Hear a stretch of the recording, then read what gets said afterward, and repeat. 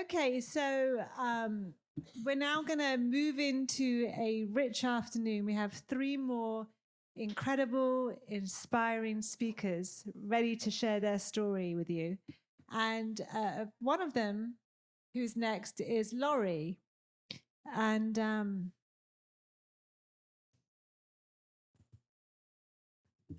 I really love Laurie. And Laurie and I have known each other for just over a year now. And she's going to share in a minute, but she's one of the bravest women I know. So, Laurie, come and talk.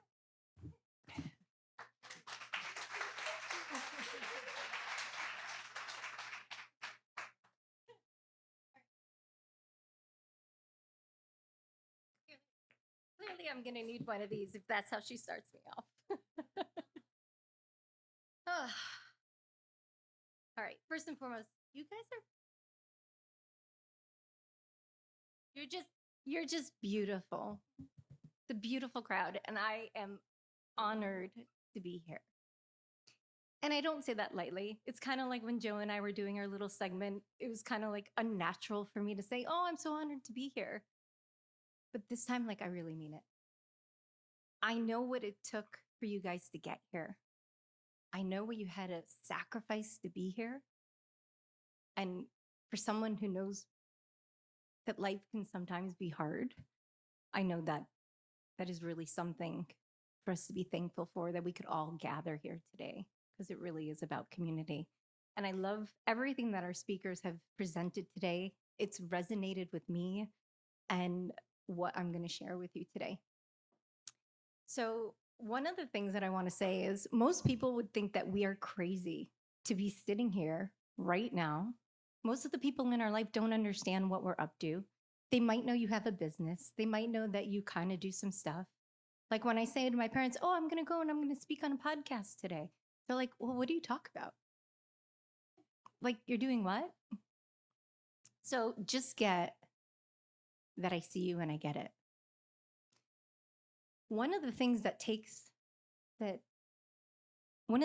we need in order for us to be here is courage. It's not by accident that I'm standing here in front of you today, because my life motto and my business motto is live courageously. I have started a program that is all about surrounding yourself in joy and living your true self. But sometimes as business people, we just focus on the business. We just get so busy, we forget about the life part. And so most people would call us overachievers. And by the way, my dress has pockets, so my hands might go in there. Some people would call us overachievers, but I like to call us the resilient ones. It takes resilience for us to, one, be business people. It takes resilience for us to be a demand of our life that is so amazing. It takes effort. It takes intentionality. It takes a vision for us to create the life that we want. So when I tell you that I'm really grateful to be here, that's not an understatement. It has taken me a lot to be here. I shared with other people that I was actually supposed to be in Madrid, Spain right now giving a talk. And it was like, okay, Madrid with people I don't know, or Sarasota with people like Elizabeth and Joe that are my heart. It was a no-brainer for me to be here. That's the magic of community. So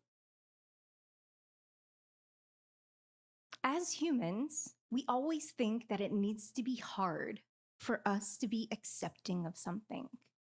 We don't accept change. Did you know that 86% of people fear change? They fear some form of that.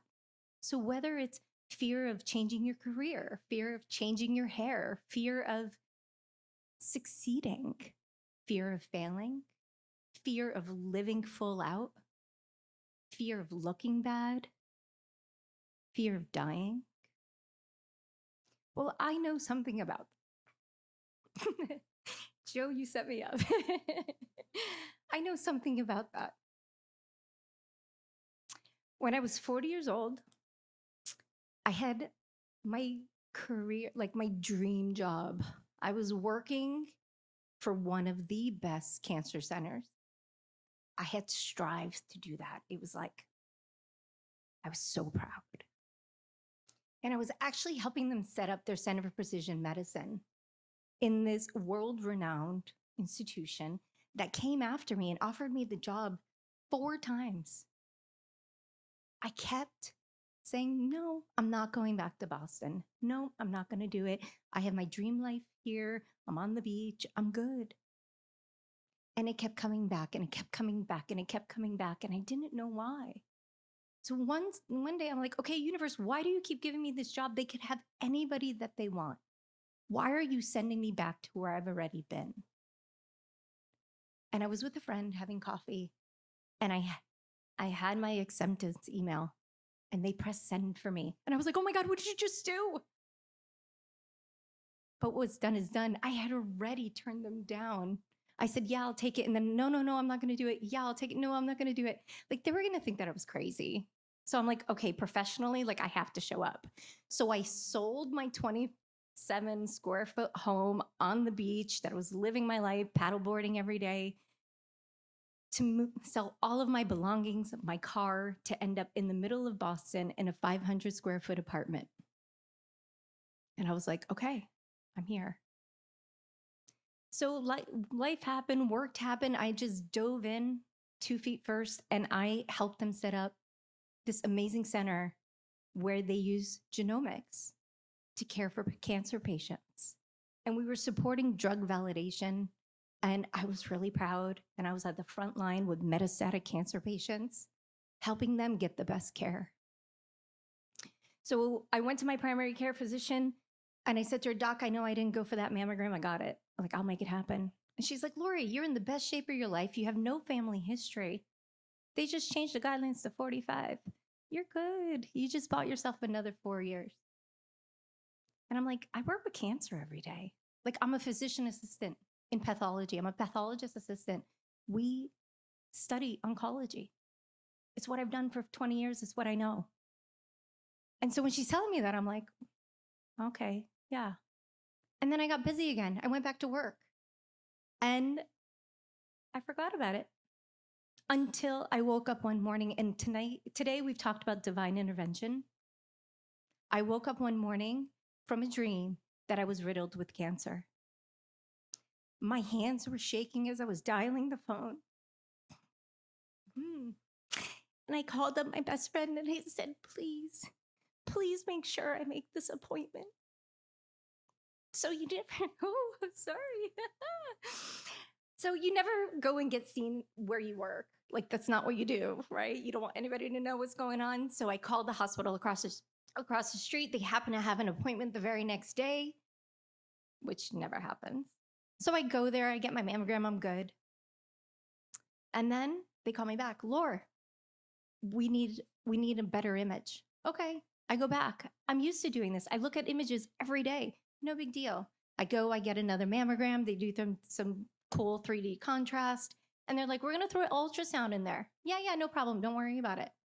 It wasn't until I was in the office for over 2 hours, laying on that cold table with my arm over my head, and they're in my axilla. And I finally pay attention where I'm like, what's taking so long? That I look and I notice she's measuring my lymph nodes. Anybody who knows, you measure lymph nodes when you have cancer.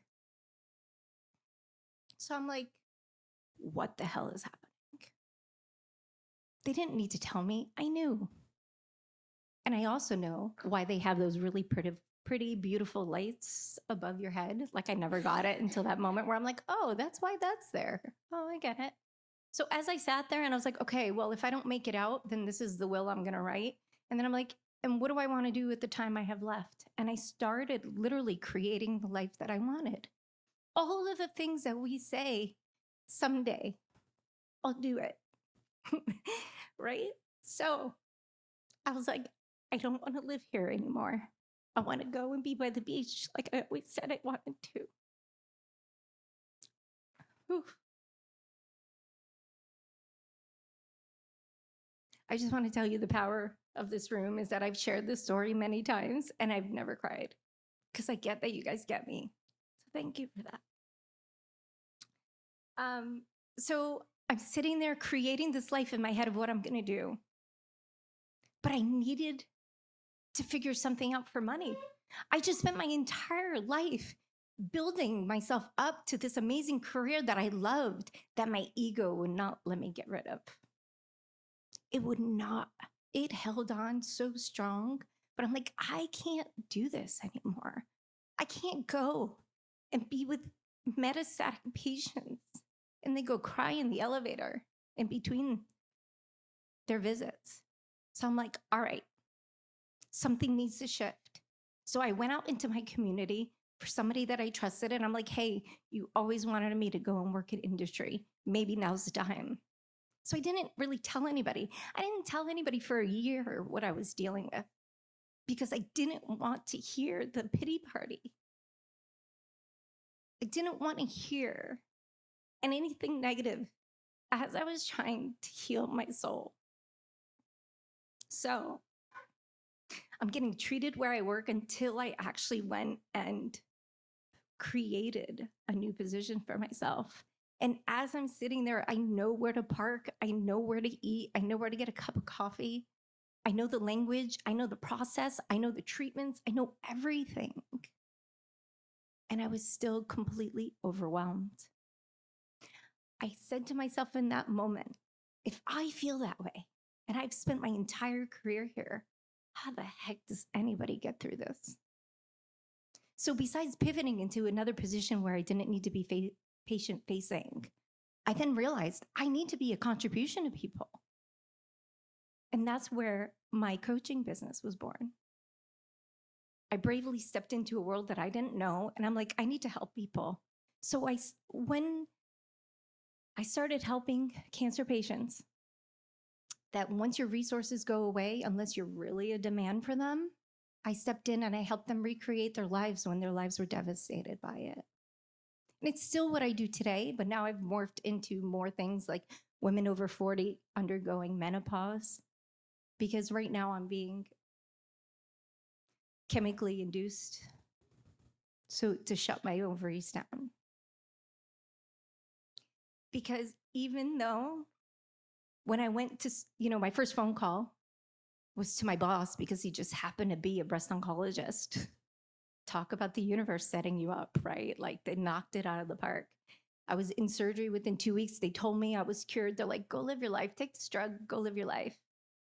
And in that time, I created a new job. I moved to sunny Florida and be by the beach.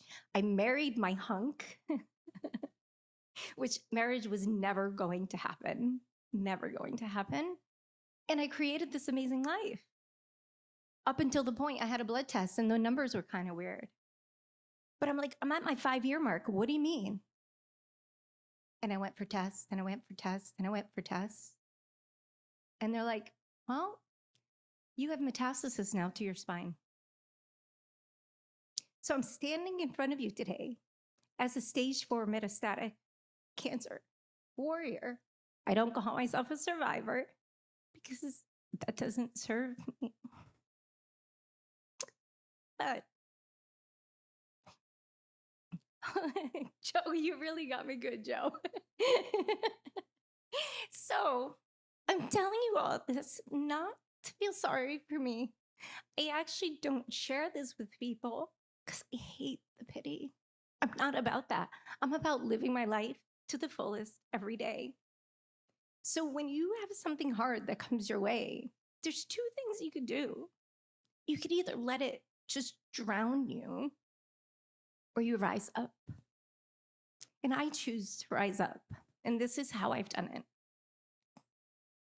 First thing, I have to recognize, okay, so I've been through some shit. This sucks. I gave myself literally an hour to cry. And I was like, enough of that. I'm done. What do I want? Okay, so who am I now? I've been through this horrible experience. Who am I? I know now that I'm not the person I said I was when I was 20. My plans aren't the same anymore. Like, I'm a different being than who I was yesterday. So, like, who are you? Who are you right now? Who are you with all the experiences that you've had in your life? And then ask yourself, what do you want? Are you spending your day doing what you love? Are you doing what's hard to get what you want? Because if you really want something, it's okay to put the effort forth. Because when 86% of people say they're not happy, guess what? They're not putting through that effort. And so you know who you are, you know what you want to do. Your business people, you know who you want to serve. So like, who do you need to bring along for the ride? A lot of people look at their strengths. I'm really good at this, and ignore their weaknesses. I invite you to look at both. Your strengths are amazing. Do the things that light you up. But also look at the things that you don't want to do. If any of you are on my email list, you know that I don't send emails. I hate crafting marketing emails. I hate it, but I love social media. So I'll do a live any day before I ever go and send an email. So if you ever get an email from me, it's probably because I hired a VA for her to do it for me. Right? I know that's my weakness. Why am I spending time there? It makes no sense. And so if you know who you are, you know what you want for your life, and you know that you need to bring in additional resources, then the next step is, what's going to stop you? What conversation do you have going on? What people in your life are blocking you? So I'm not saying to break up with anybody. That's not what I'm saying. What I'm saying is find the tribe that you need that's going to lift you up. There are many people in my life, my closest circle outside of my husband, I do not talk to about my illness. They do not serve me. My mother literally breaks down to the point that I'm now consoling her when I was actually upset to begin with. That does not work. And I learned it the hard way because I kept trying and I'm like, okay, this doesn't work. So then what did I do? I added other people in my life.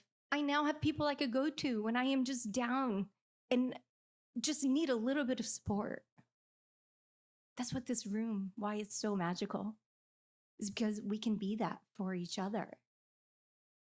So when you think about resilience, right? A lot of people say, oh, you're so strong. I'm not strong. I just have a demand on living the best life possible. Y'all, you could go get hit by a bus tomorrow and may not be here. I actually see my cancer as a blessing because it's propelled me in the direction that I want to go. And I don't waste 1 second. So I could have been on a 14-hour flight to go and be somewhere else, but I'm like, no, that's not what I'm up to. I'm here to support my friends. So when people ask you, well, what do you do? We're difference makers. We are in the business of changing lives. And until our life is the way that we want it to be, we can't really serve the people that we're trying to serve.